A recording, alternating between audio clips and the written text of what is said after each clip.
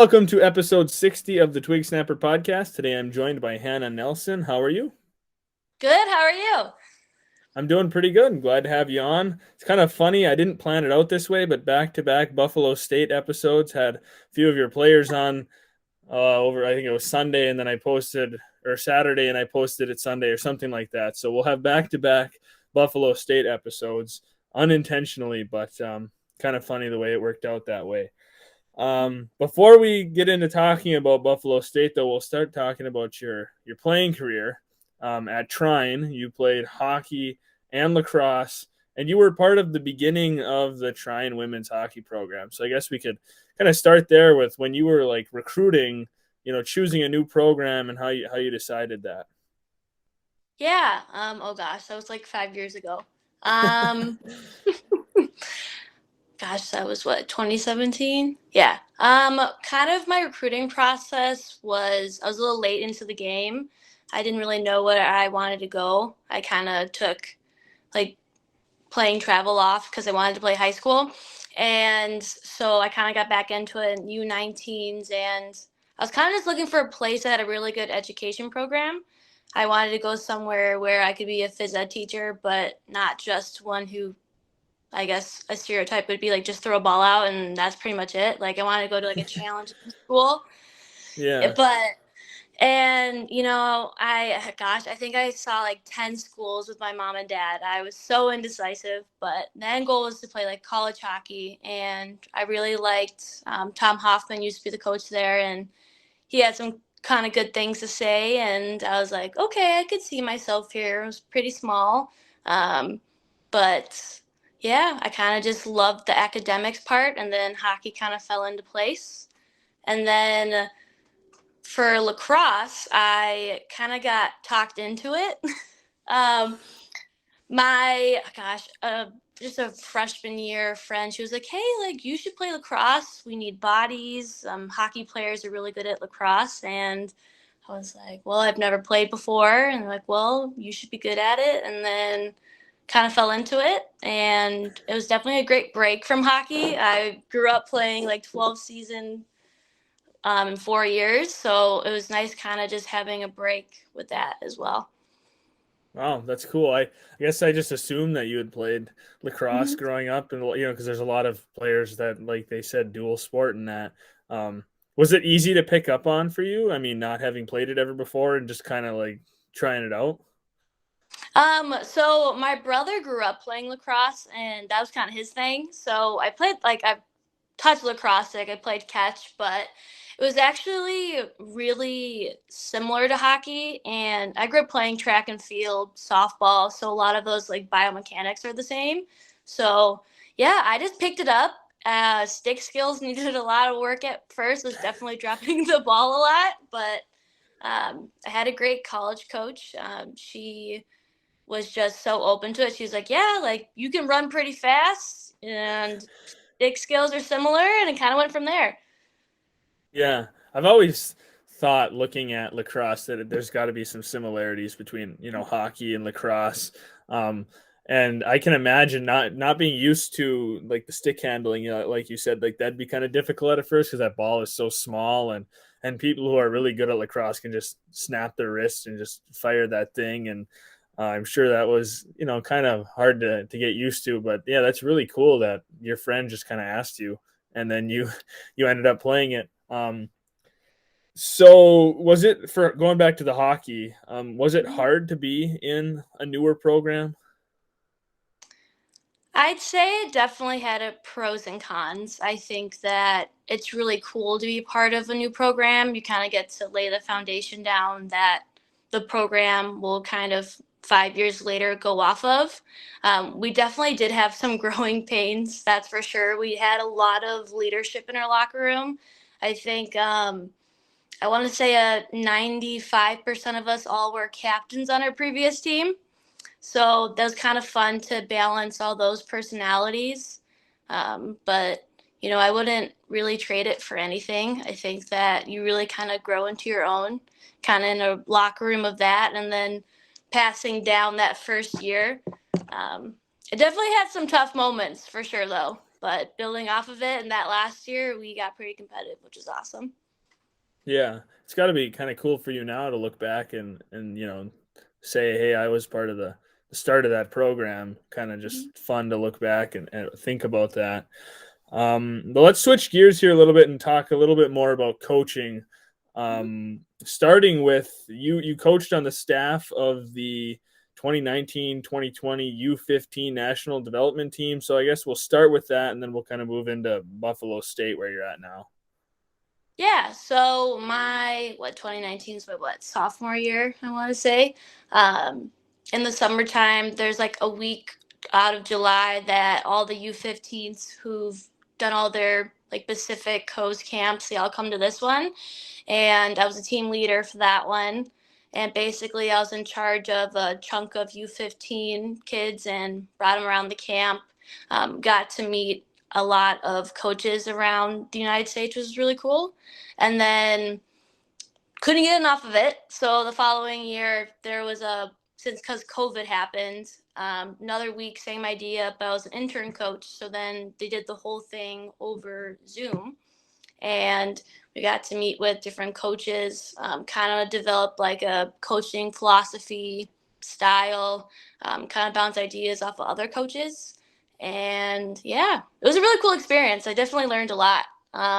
That's also where I met my current head coach there. Her and I were actually in passing there. So it's kind of crazy to see how small of a world it is when you just kind of go to those national development camps.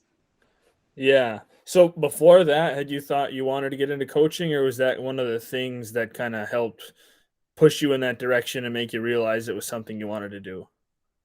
Yeah, my freshman year, I was kind of dead set on being a phys ed teacher.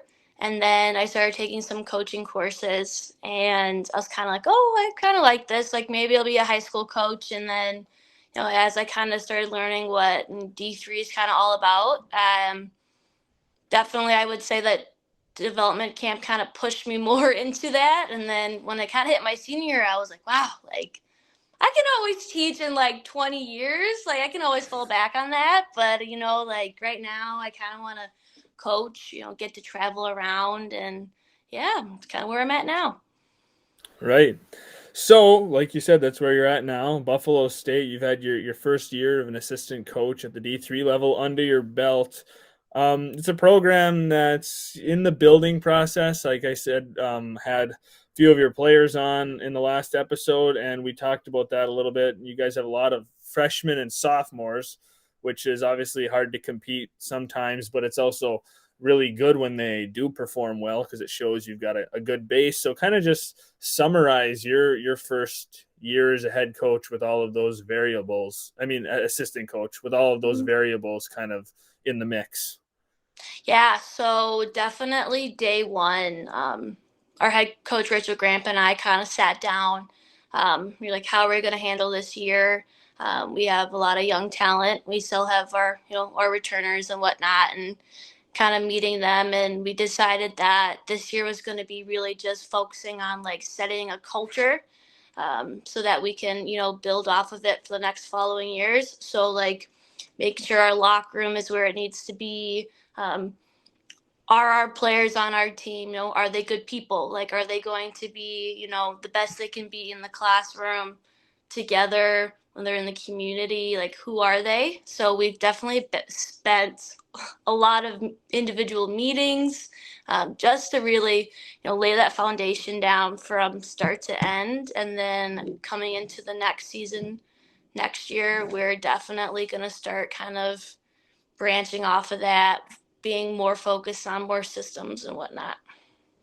Yeah, definitely. That sounds like probably the best approach to having a young group is and the things you mentioned, I mean, it's not all about hockey necessarily with a team. Like you said, you want to make sure they're good people and they've got all those other things that all builds into that kind of team aspect and when you get that good chemistry. So take us through the life of like a non-game day. Like what do you do, as an assistant coach throughout the day? For like, do you have to prepare for practice and then go to practice and then other stuff? I mean, kind of how does a day work for you? Yeah, so I definitely have an irregular schedule. That's for sure. I don't work like a 9 to 5.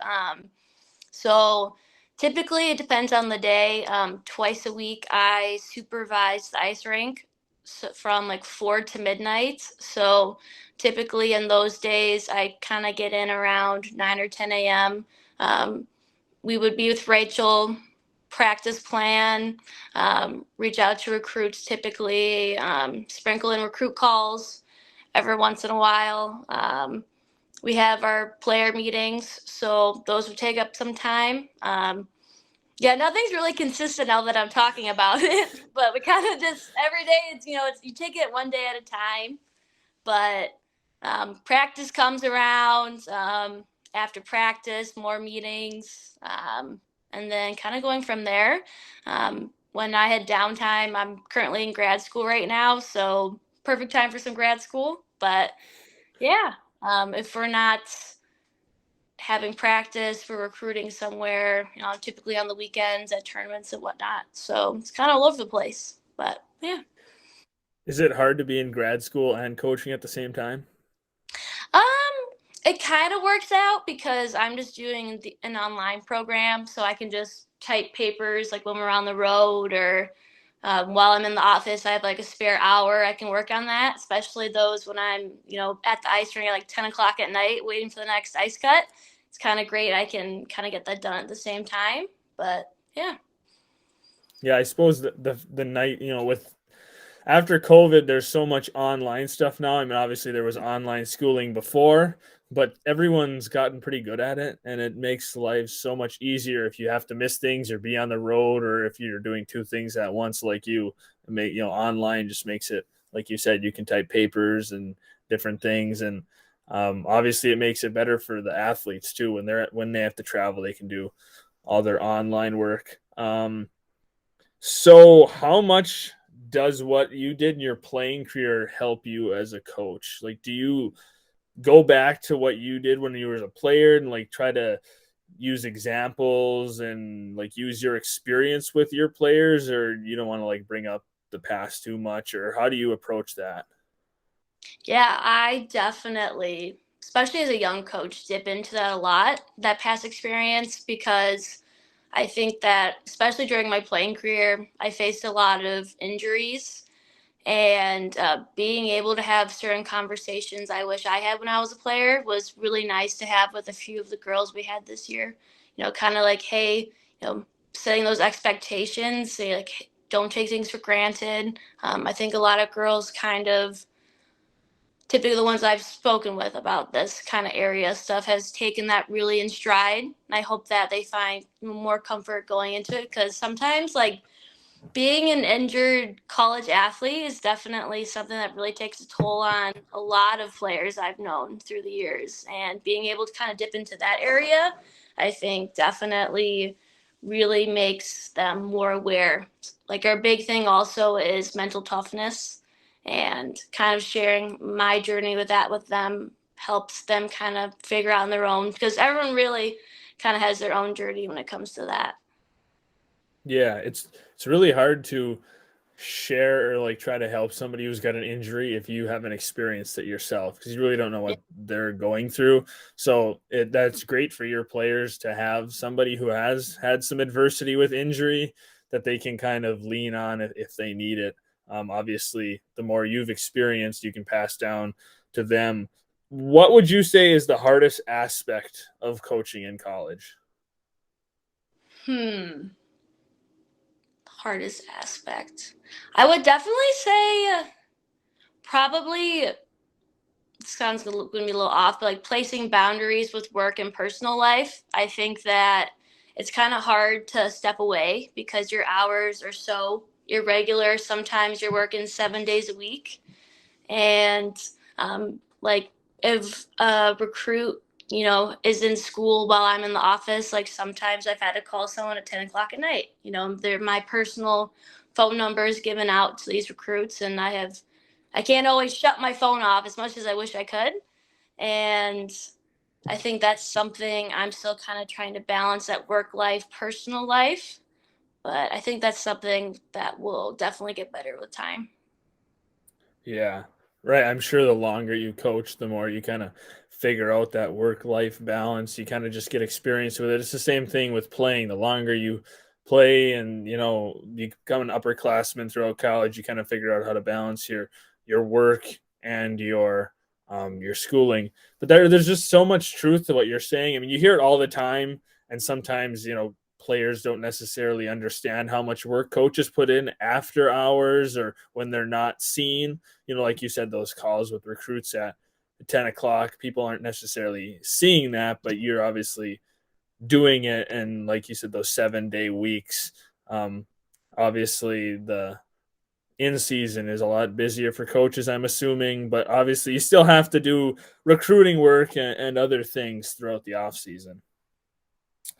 So, one other thing to touch on here with coaching is, what would you say has been the most rewarding part of coaching? Mm. Most rewarding part.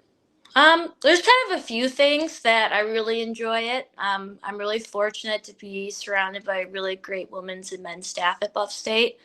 But when it comes to working with the players and all that, it's really nice to see when they finally get to see where all their hard work kind of gets put into, especially when they're putting time into the weight room or mastering a certain skill. Just kind of then they pull it off in the game. They come running to the bench like, "Oh my gosh, Coach Nelson, did you see that? I just did that." I'm like, "Yeah, you totally did. Great job." But it's just nice having that camaraderie with them and, trying to make them the best that they can be. Another thing is, I also like when we as a staff and team can interact with the community. Actually, yesterday we scrimmaged against our intern. She plays for the Buffalo Thunder, which is a special needs team. And it was just awesome to see how our kids interact with that team. And, it was such a cool environment. Our intern, she scored her first goal as a Bengal, which we were all freaking out over. And it was just an overall awesome experience.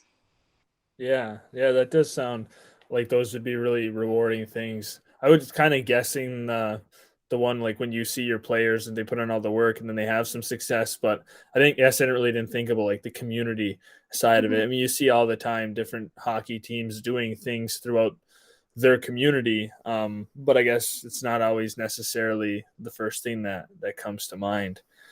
So I think that's a good place to wrap up on the coaching. And then I often like to kind of close with some more fun and random questions. So, what is a secret talent that you have? A secret talent. Oh gosh. Um, I know. I'm pretty an open book, but I guess my family would know this and friends. I'm really good at like the art area. Like if I didn't choose to play hockey, would have gone to like an art school. So like painting, ceramics, kind of that whole area. I definitely miss it. I used to do it a lot more when I was in high school and whatnot. But I guess you could call that a secret talent. Yeah. Yeah, well, hey, people get really good at arts, and it's a skill to be a good painter or Mhm. ceramics or whatever. So I definitely say that counts as a secret talent. Um, is a hot dog a sandwich? Oh gosh, that's a hard one.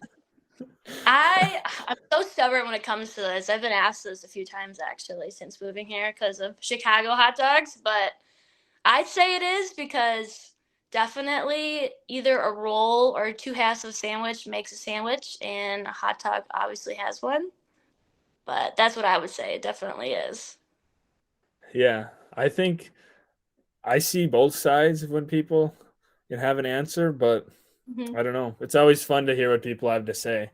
I really don't have an opinion on it. It's probably a sandwich. Like you said, it's got the two halves, and the only thing is they're connected, and they're usually not connected on some other sandwiches. But I Yeah. suppose sometimes they're not connected. Like if you have a really crappy bun, you've just got like two pieces of bun with your hot dog in the middle. So it's really it depends on the situation, I guess. Hmm. Um what is your favorite fast food restaurant? Oh, Portillo's, absolutely, hands down, without a doubt. I wish they had some in Buffalo. They're growing. I think they're expanding at least. But yeah, Portillo's, their milkshakes. Oh, their hot dogs too are pretty good. I've never been to one. Actually, I've never even heard of it. Is that a chain that's Really? like specific to a certain region of the country, or is it nationwide? Well, it's definitely specific to Chicago, but they've expanded to, I think, Indiana. There might be a few down in Texas. I think that if you're ever in the Chicago area, I would definitely stop. It's like a not a healthier fast food, but definitely just the food quality overall is just it's awesome. Yeah, now that you say Chicago, I guess it vaguely rings a bell from when I've been in Chicago, but I've definitely never been to one. I can say that for sure. Um, let's see here. What about your favorite movie? My favorite movie? Oh gosh. Um, and I always think I was gonna decide last minute, but I don't. Definitely 16 Candles. I love the whole 80s. That whole like Yeah, 3 series they had. My dad showed it to me when I was a kid. And I was like, heck yeah, like I want to be like this. And 16 Candles kind of just resonated with me. Yeah, it's still my favorite. yeah, that's a good one. I like 16 Candles. I like a lot of the 80s movies too, The Mm-hmm. Breakfast Club, Weird Science, all those different ones. They're all classics. There's just something about that like 80s genre of movies that are a little bit different, and I don't know. They're all pretty good, but 16 Candles is definitely a good one. Mm-hmm. Let's see here. What about your favorite sports to watch that's non-hockey? So if you have to watch something other than hockey, what are you going to put on the TV for sport? Um, I definitely I watch hockey all the time, but when it gets to like the championships in the spring, I definitely like to watch those college softball series. My Yeah. dad, when I was a kid, used to watch them because he was convinced I was going D1 as a pitcher, but I still kind of like watching them now because it's cool, cool. But yeah, when those are on, I typically tend to watch those. Yeah, college softball or the college World Series or whatever it's called for softball is Mhm. pretty gets pretty intense, and some of those teams are really really good. They're just dominant. But women's college softball is kind of I think an underrated sport. People don't talk about it a lot, but there's a lot of talent there. I went to a game, the University of Arizona women's college softball in Arizona, and that was pretty cool to go see them play. And yeah, it's a fun sport to watch for sure. And let's wrap it up here with what's your favorite season out of the year, and then your favorite activity to do during that season. Hmm. Definitely. Oh, this is going to be such a basic hockey answer, but I love winter and playing pond hockey. It's absolutely my favorite. I like go home during the breaks and I would just be out. They had it's in Lake Forest, Illinois. They have this like huge pond they set up with boards, and I think anybody from like 6 to probably in their late 50s come and play on this rink, and it's just like a pickup game. And oh my gosh, when I'm home, I just spend all my time there. My parents are like, where are you? I'm like, oh, just playing hockey on the pond. But it's probably my favorite thing to do when it gets cold enough. Sometimes they've had some warm winters over there. But yeah. Do you get sick of winter though? I mean, like a long winter, would you get sick of it, or are Um, you one of the yeah. it's never too much? I definitely do get sick of it. I know right now I'm kind of ready for some sun to come out. It's a bit windy right now here in Buffalo, so I just kind of am just like waiting for the sun to start coming out. Just not getting my car door blown off half the time, but yeah. So you're saying it's not spring in Buffalo yet? No, it is definitely chilly out Yeah, for I can sure. I'm agree with waiting that for it. here. Yeah, it's not spring in the UP either. We just got dumped with like 15 to 20 inches of snow the other day. So it's definitely not spring either. So I sympathize with you, and I can't wait for the sunshine and the warm weather too. And you can play hockey in the summer, just roller hockey or, something Yeah, else. exactly. Keeps me That's busy, not trouble. Right, exactly. I think that's a good place to wrap it up. Keep it short and sweet. So yeah, thank you very much for joining me on this episode of the podcast. Awesome. Thanks for having me.